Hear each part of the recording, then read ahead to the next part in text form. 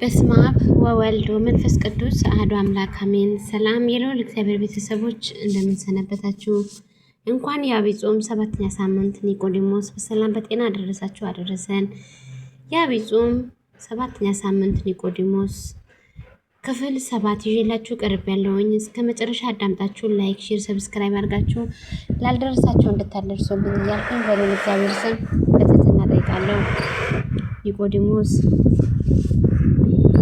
እውነት እውነት እልሃለሁ ሰው ዳግመኛ ካልተወለደ በቀር የእግዚአብሔር መንግሥት ሊያይ አይችልም አለው። ሰው ከውሃ ከመንፈስ ካልተወለደ በቀር ወደ እግዚአብሔር መንግሥት ሊገባ አይችልም። ከሥጋ የተወለደ ሥጋ ነው፣ ከመንፈስ የተወለደ መንፈስ ነው። ዮሐንስ ወንጌል ምዕራፍ 3 ቁጥር 3 እስከ 6። ጌታችን ወደዚህ ምድር መጥቶ የምስራቹን ቃል ሲያውጅ እስራኤላውያን የተቀበሉትንም በተደበላለቀ ስሜት ነበር።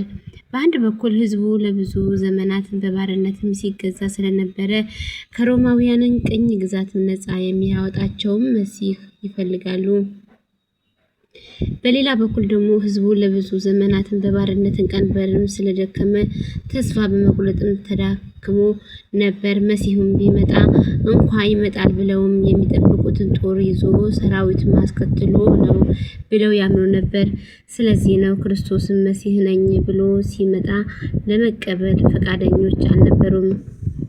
ምክንያቱም ደግሞ ጦር ሳይዝ ሰራዊትም ሳያስከትል እንዲሁ ባዶ እጁንም አርነት ላወጣችሁ መጥቻለሁ እያለ ደግሞም ተናግሯልና። ምንም እንኳ አብዛኛው እስራኤላውያን የክርስቶስ መሲህነት ቢጠራጠሩና ባይቀበለውም በፍጹም እምነት እስከ መጨረሻ የተከተሉትም ነበሩና። ለዚህም ትልቅ ማሳያ የሚሆነን ከፈሪሳውያን ወገን የሆነ ኒቆዲሞስ የተባለ አይሁድ ነው። ቅዱስ ቤተ ክርስቲያናችን ይህንን ታላቅ ሰው ለማዘከር የዐቢይ ጾም 7ኛ እሁድ በእርሱ ስም ሰይማ ታከብረዋለች። ተከታዮቿ ምዕመናንም የእርሱ 10 ፍኖት እንዲከተሉ ትመክራለች፣ ታስተምራለች። ኒቆዲሞስ ማን ነው ስንል ኒቆዲሞስ ፈሪሳውያን ነው። ዮሐንስ ወንጌል ምዕራፍ 3 ቁጥር 1። ኒቆዲሞስ የአይሁድ አለቃ ነው። ዮሐንስ ወንጌል ምዕራፍ 3 ቁጥር 1። ኒቆዲሞስ መምህር እስራኤል ነው። ዮሐንስ ወንጌል ምዕራፍ 3 ቁጥር 10። ኒቆዲሞስ ምሁር ኦሪትም ነው። ዮሐንስ ወንጌል ምዕራፍ 7 ቁጥር 5 ቁጥር 7 ምዕራፍ 51። ኒቆዲሞስ ምን አደረገ ስንል ለምስጢረ ጥምቀት መገለጥ ምክንያት ሆነ። ዮሐንስ ወንጌል ምዕራፍ 3 ቁጥር 1 እስከ 21።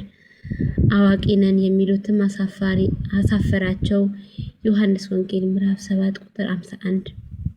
ጌታ ለመገነዝ በቃ የሱ ጸጋ እኛንም ያድለንና ለዚህ ምስክር የሚሆነን ከመጽሐፍ ቅዱስ ዮሐንስ ወንጌል ምዕራፍ 19 ቁጥር 38። ደግሞ ከኒቆዲሞስ ምን እንማር የሚለውን ነገር ደግሞ ስናይ አትህቶ ርዕሰ ጎደሎን ማወቅ፣ የእውነት ምስክርነት፣ ስምዐ ጽድቅ መሆን፣ ትግሃ ሌሊት እስከ መጨረሻ መጽናት። በአጠቃላይ ከኒቆዲሞስ ሕይወት ብዙ ቁም ነገሮችም እንማራለን። የኒቆዲሞስ በሌሊት ገስግሶ መምጣትም ለምስጢረ ጥምቀትም ትምህርት መገለጥ ምክንያት እንደሆነ ሁሉ በህዳሴያዊ በኪዳኑ በሰዓታቱ በማህሌቱ መገኘትና መሳተፍ ረቂቅ የሆነ ሰማያዊ ምስጢር ፍንትው ብሎ እንዲገለጥልን ምክንያት ነውና በምስጢራት በመሳተፍ ራስን ዝቅ በማድረግ ለታላቅ ክብር እንድንበቃ የእርሱ መልካም ፈቃድ ይሆንልን። የዕለቱ ምስባክ ሐወጽከነ ሌሊቱ ወፈተንኮ ለልብየ አመከርክኒ ወኢተረክበ አመፃ በላዕለየ ከመ ኢይንብብ አፍየ ግብረ እጓለ እመሕያው። መዝሙረ ዳዊት ምዕራፍ 17 ቁጥር 3 እስከ 4። የሚነበብ ወንጌል ዮሐንስ ምዕራፍ 3 ቁጥር 1። የሚቀደሰው ቅዳሴ የእመቤታችን የማርያም ቅዳሴ ነው። ሕዝበ ክርስቲያን በሙሉ ይህንንም ሰምተን ጾመ ሐዋርያት ጾመ ነቢያት እንዲያደርግልን ጾማችን ለታይታ ሳይሆን ሁለመናችን ጾሙ የስሜት ህዋሳቶቻችን ጾሙ የመንግስት ወራሽ የክብሩ ቀዳሽ ያደርገን። ኃጢአት እንዳንሰራ ይጠብቀን። ስለ ኃጢአት ምን እንበል? ኃጢያን በደለኛ ነን፣ ተስፋም አትቁረጥ። ወደ ቤተ ክርስቲያን መተህም ንስሐ ግባ። እውነት ስለ ኃጢአተኛ ተስፋ በመቁረጥ ያሉት ምዕመን ብዙ የሚያስተምር ነው።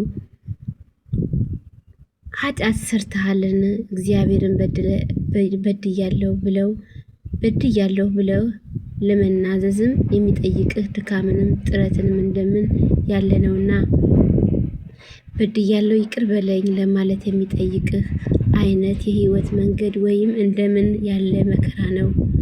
በድያለሁ ብሎ አንዲት ቃል ለመናገር ክብደቱ ምኑ ላይ ነውና ምናልባት ኃጢያን ነኝ ብለህ ራስህን ባትጠራጠር ዲያብሎስ በዚህ እንደማይነቅፍህ አስበህ ነውን? በፍጹም እንዲያውም ንስሐ ባትገባ ይህንን ከዲያብሎስ የሚመጣ ነቀፋ እንደሚኖር ጠብቅ።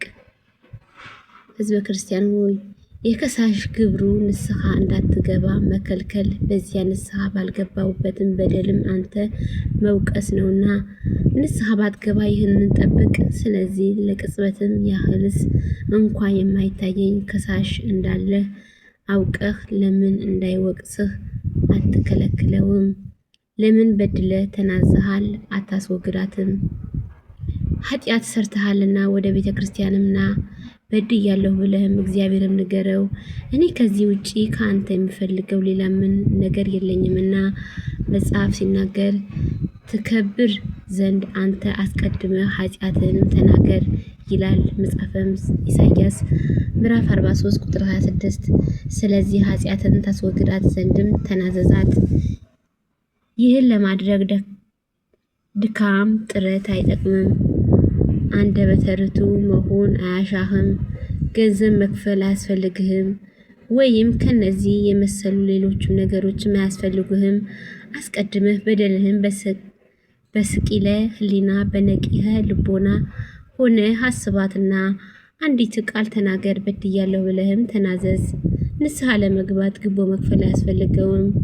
እግዚአብሔር አምላክ ደግሞ እኛነታችን ይወደናል፣ ሁሌም በንስሐ ይቀበለናል። እኛ ላይ ያለው ኃጢአት ግን ይጸየፋል፣ ሁሌም ይጸየፈዋል። ስለዚህ ሕዝበ ክርስቲያን ሆይ ንስሐ ለመግባት ዛሬ ነተሳለን። ወደ ንስሐ ወደ ቤተ ክርስቲያን ቀርበን ወደ እግዚአብሔር ቀርበን ንስሐ እንግባ።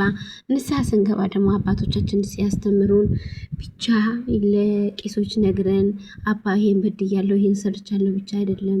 መጀመሪያ ቅድመ ዝግጅት ያስፈልጋል። ከአባቶቻችን ከመቅረባችን በፊት ጌታዬ ሆይ መድኃኔዓለም ኢየሱስ ክርስቶስ ሆይ እኔ የሰራሁት ኃጢአት ካንተ አይደበቅምና እባክህ የምሕረት አምላክ ሆይ ምሕረት ላክልኝ ብለን መጀመሪያ ንስሐ መግባት ያለብን ከራሳችን ጋር ነው። ከእግዚአብሔር ጋር መገናኘት ያስፈልገናል።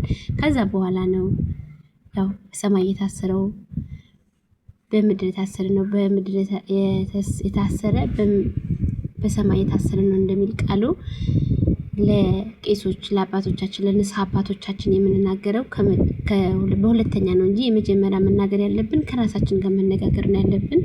እኔ ኮልታፋው ኃጢአተኛው በደለኛው እህታችሁ ዓመተ ማርያም በጸሎታችሁ አስቡኝ። እናንተንም ሰምታችሁ 30-60 ዓመቱ ያማረ ፍሬ አፍርታችሁ የመንግስቱ ወራሽ የክብሩ ቀዳሽ ያደርጋችሁ። ላይክ፣ ሼር፣ ሰብስክራይብ በማድረግ ተባበሩኝ። መልካም ቆይታ። መልካም የዐቢይ ጾም 7ኛ ሳምንት እስከ የዐቢይ ጾም 8ኛ ሳምንት እስከምንገናኝ መልካም ሳምንት፣ መልካም ቆይታ።